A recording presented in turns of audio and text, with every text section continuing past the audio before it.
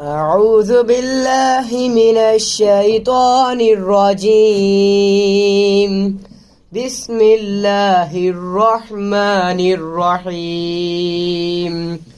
اقرأ باسم ربك الذي خلق خلق الإنسان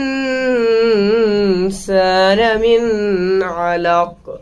اقرأ وربك الأكرم الذي علم بالقلم علم الإنسان ما لم يعلم.